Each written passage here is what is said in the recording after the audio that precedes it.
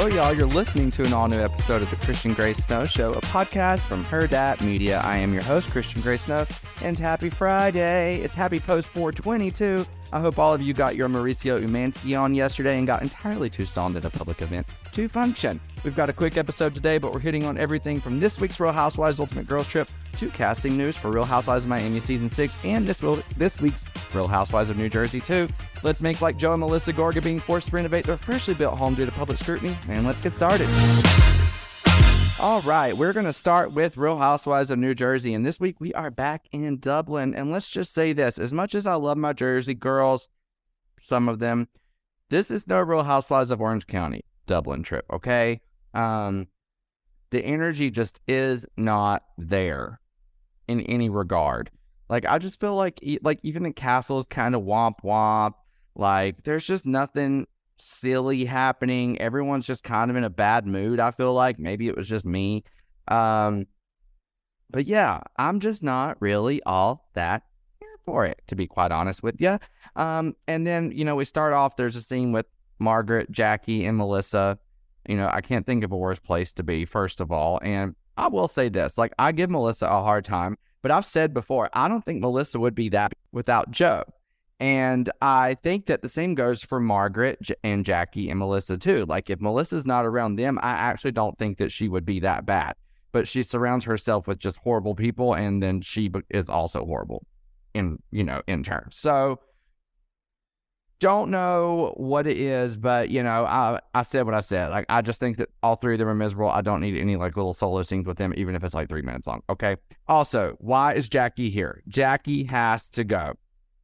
Her and, that fucking mouth of hers were on the after show, writing rhymes or something. Listen to this. There. Can I interrupt and say something? Of course. Okay. There once was a guy who was tough. And we all heard lots and lots of stuff. But he ends his days in no-nos PJs, and now I have just heard enough. I wear your father's pajamas at night? Bang, bang, bang, banging. That's how it's done. Running that mouth just as fast as Bravo's about to run her right out of our television screens forever. So keep it up, Jackie, and blah, blah, blah. Why is she here? She's just so fucking annoying to me. She's constantly looking for a moment. And someone commented on my Instagram the other day, and they're like, you never do your Jersey roundups anymore, your memes. I even had a Jersey housewife reach out that was like, you've been really quiet, is everything cool? And honestly, I was thinking about it, and I think it's just I really just don't think I'm enjoying this season at all. I'm sick of this same shit happening over and over and over again.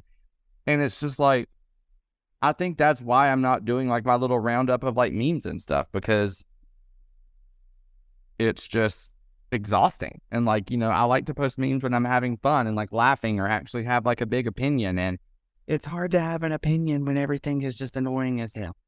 So I think that's where I'm at, We also see the ladies in a van, and someone asked Teresa if her daughters are so close with their cousin, the Gorga kids. Teresa responds honestly by saying, you know what? They used to be, but Melania's feelings were hurt when Antonia didn't show up to her Sweet 16.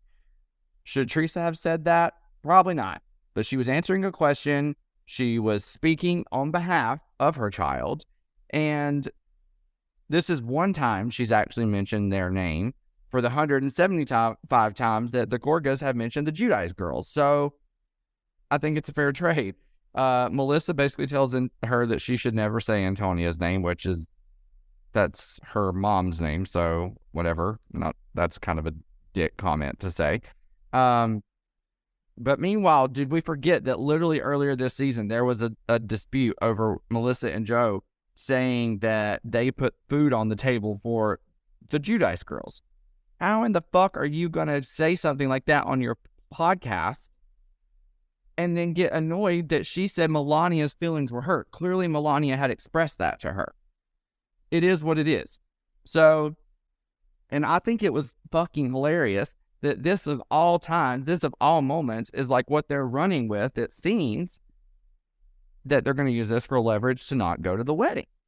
And I was literally laughing out loud when she got back to the house and called Joe. She's like, you know, I just don't think that maybe we don't go to the wedding. Like, you know, Teresa invited, like I've said this before, Teresa invited them on a trip. It was like her birthday trip or something before filming even started, and they didn't go. She invited them to the housewarming. They didn't go. You know, now they're not going to the wedding. Like, nothing is good enough. You want to be in the wedding? Why can't you just, there has to be some compromise, you know? So, fuck off, quite frankly. That's how I feel. Maybe what Melissa should have told Joe on that phone call is that when she got a little drunk, she was joking, quote unquote joking, about calling up her ex-boyfriend from 20 years ago when she got a little liquor in her. Can you imagine being a whole ass married woman? I looked it up. They've been married like 20 years, almost 20 years, something like that. They have, 3 kids, and you're out here drunk, be like, I'm going to call my ex. That's not even fucking funny. And also, I don't know who in the world would ever say something like that without it being actually on their mind. Right? So maybe perhaps every concerned tree that all these years was valid. How about that? That's how I feel. I'm in a spicy mood today. I'm exhausted. I've been waking up at 4 a.m. all week for work. To be quite honest, I am pushing through on fumes today, y'all. Newbie Danielle, I've been rooting for you. We were all rooting for you. How dare you, in the words of Tyra. Just a big letdown, you know? And like, yes, she called Rachel a rat, and she just kind of flopped it defending herself. Tell her to get the fuck over it. You know, like, you are a rat. Clearly, you think you were a rat. You had a nose job, so you got something done. You thought, you know, like, hello. So, I don't know. I just felt like it was her time to shine, and the spotlight was on her, and no, the spotlight was actually on the opposite end of the stage. The spotlight was like looking for her. The spotlight operator was like, where are you at, girl? Where are you at? Now's your time. And she just didn't land it. So listen, this episode just wasn't it for me. I even said, I was like, it put me in a bad mood. Like, I feel like half the cast is miserable. Half of them can't stand each other. You know, as I said before, Melissa and Joe have talked about the Judice girls for years, but they can't handle the word Antonia coming out of Teresa's mouth. Jackie's constantly fighting for a moment. Danielle was like a womp womp. I mean, really, both Jens are, I think Jen Fessler is still funny, despite the, you know, the James Gandolfini comment last week that I still never want to think about ever again. And I think but that Teresa and the Jens are the only ones having fun. Like, even Teresa and Jen, like, pouring drinks and stuff on each other at the bar. I was like, can we get some of that? When's the last time we had some silly fucking fun like that? We can't. They're constantly focused on being fucking miserable and exposing something. It's like, and I get that this is reality TV, but my God, can we please? Oh, so as I'm recording this, the ladies are shooting the Real Housewives of New Jersey reunion. I posted, I've been thinking about Teresa and Jen today. I just shot them a text early this morning. I was like, go kick some ass. No, I just shot them some kind words. Told them to stand in their truth. That's all you can do, you know? So listen, we're going to see how it goes.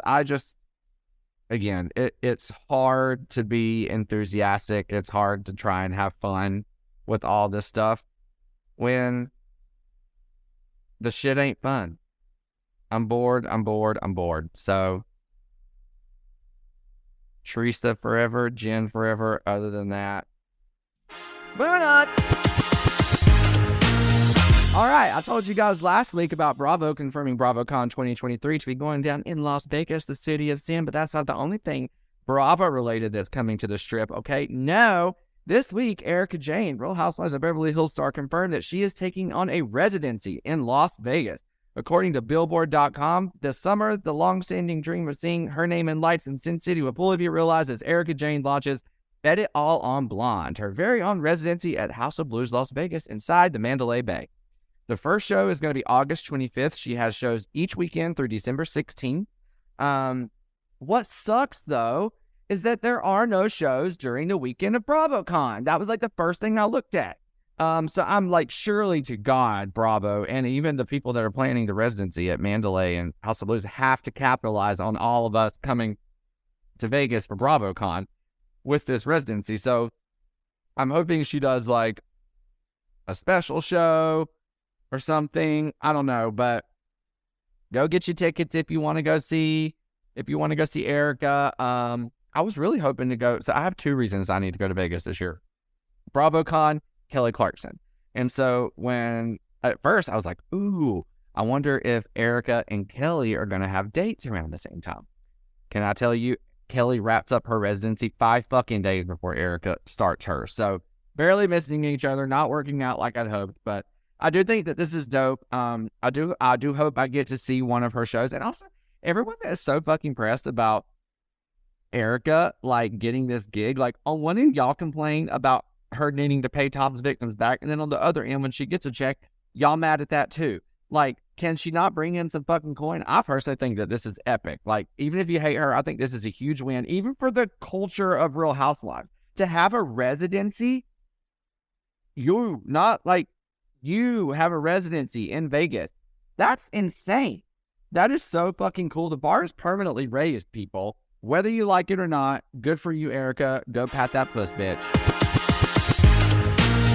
All right, this week we also got a little bit of tea. Queens of Bravo confirmed that season 6 of Real Housewives of Miami is officially in production. I believe they started shooting about a week ago, like last Monday or something.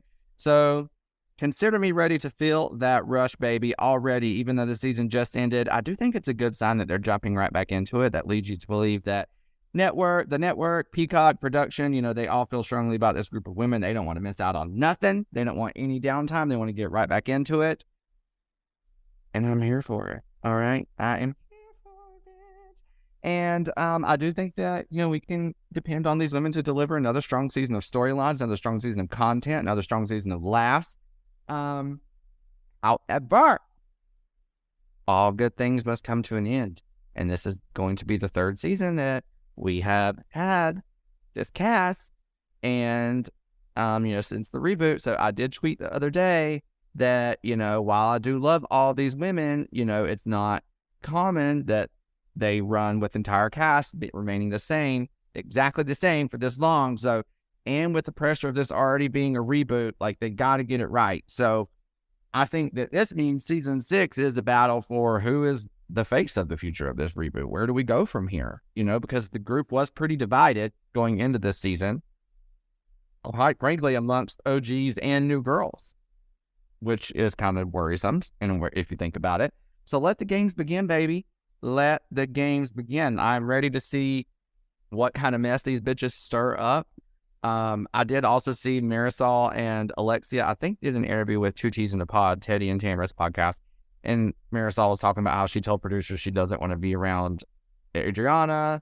And, I get it, but, Marisol, I love you, baby, but we don't fuck with that shit around here. We don't do the whole, I'm not going anywhere that she's going to be. If she's in an event, don't invite me. Man. We don't fuck with that shit here.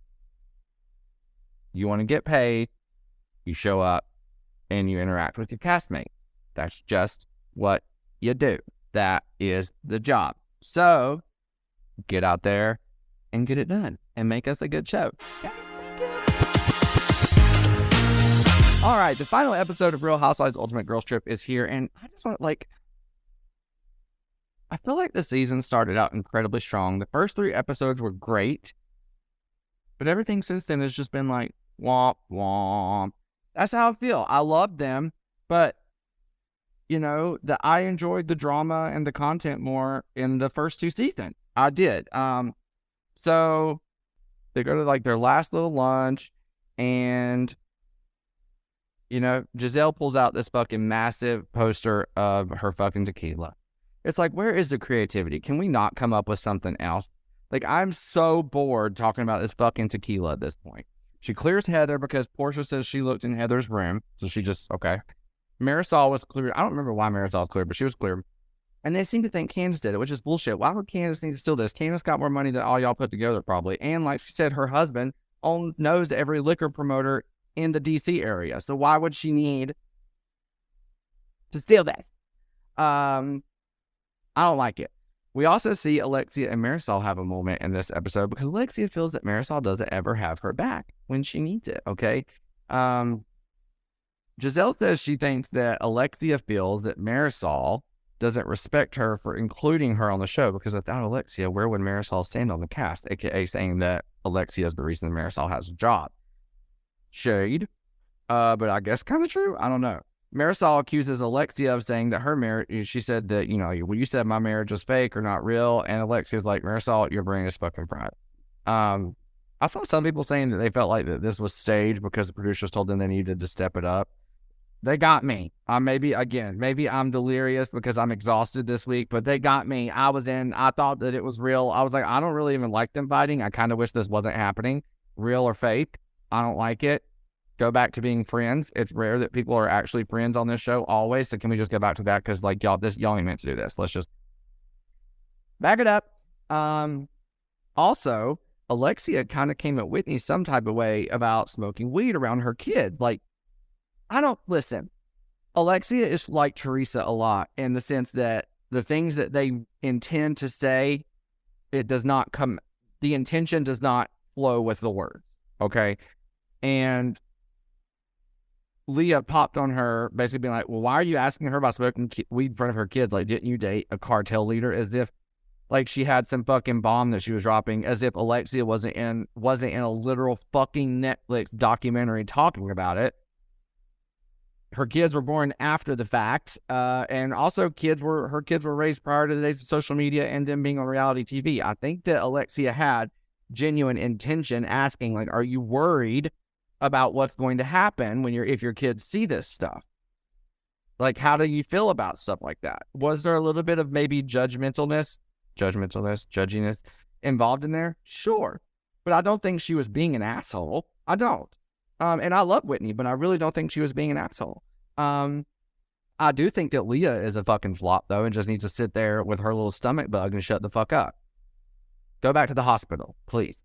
So what was horrible was Marisol telling Whitney, if you cared about your family, you wouldn't be, or if you like cared or had any respect for your family, something like that, like you wouldn't be on a stripper pole on national television. Well, damn, Marisol, tell us how you really feel. And everyone's like, you can't say that.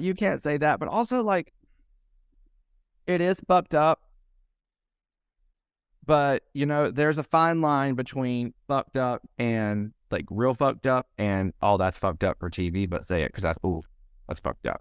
And I think it was, somewhat safe to say. People have been talking, and it's not that I agree by any means. I fucking love Whitney. She's probably my favorite from Salt Lake City. But Marisol was being a housewife in that moment. As wrong as it was and kind of hateful as it was, How I feel. And then all of a sudden, we start hearing the voice of Pepsi, the one and only Pepsi. And he is yelling the names of these ladies one by one. And we see him on this boat platform thing floating across this like pond in this restaurant that they're at. I'm just sipping my coffee. And sure as shit, here he comes with the fucking tequila bottle that Giselle was missing. And all the girls are clapping. And I just want to say, I personally found this to be corny as absolute fuck. I did. The fact that this missing tequila has been more than one dinner table conversation is lazy as shit. I am bored and I'm quite sad about it. And also, like, the women talking about, like, how much they, like, have learned on the trip. It's like, y'all were here for 7 days. Stop with all the, like, philosophical bullshit. Like, it just make it what it is. Like, it was just so corny, cheesy. No. And, like, the whole last half of the season was about the fucking bottle, and we only find out about who really took it in the last 15 seconds of the show. And I honestly had to watch twice because I was confused, okay? So, again, maybe I'm just exhausted from waking up at 4 a.m. for work every day. I know I've said that, but I'm tired. So, maybe I just need to go back and rewatch when I'm not tired. I'm in a better. But I just feel like we had so much potential to go, like, on a deeper level here, and just, the shallowness of the tequila bottle mess combined with the Heather and Whitney, like the fact that we just watched them on Salt Lake City about this cousin drama, and then we just watched Giselle and Candace battle out the Chris Bassett drama, and now both of them were here rehashing this shit within a few months of their seasons ending, and it's like we're excited to see them again, but they're talking about shit that we as viewers are over. So that combined with there not being any real fun or messy or any like storyline outside of, you know, I mean, there were some girls that didn't really like each other, but I just felt like there was more substance in the first 2 seasons of the show. And I think that, you know, the first 3 episodes started out strong. I was convinced that this was going to be incredible, and I still like it. I'll probably go back and rewatch at some point. But for me, it just, you know, the second half of the season really brought it down for me. And yeah, I still love Peacock. I still love the series. I personally am incredibly excited for season 4, which is going to feature all ex-wives in Morocco with my queen Vicky Gumbelson, Brandy Glanville, Bill Grammer, Alex McCord, Eva Marcille, Caroline Ranzo, Phaedra Parks. Who else is on there? And Gretchen Rossi. I think that's going to be incredible. And, you know, I rated the first 2 seasons like both like 9.5 out of 10. This season, I'm going to give like a 6, maybe a 6. That's just where I'm at with it. That's just where I'm at with it, ladies. So, that's all we have for this week. Your girl's going to go take a nap. All right, everybody. As always, thank you so much for kicking off your weekend with me. I hope you celebrate 420 the right way this week. And I hope that, oh my God, I just saw that Amy Phillips is leaving Radio Andy Warren. Yeah, I need to go read that more. That makes me really sad. Yeah. Hope you all have a wonderful weekend. As I always say, don't do anything that I wouldn't do, which means you're free to go be a crazy. I love you guys. Sorry for the really quick episode. Just been one of those weeks. Hang in there. Mwah, mwah, mwah. Sending y'all some love.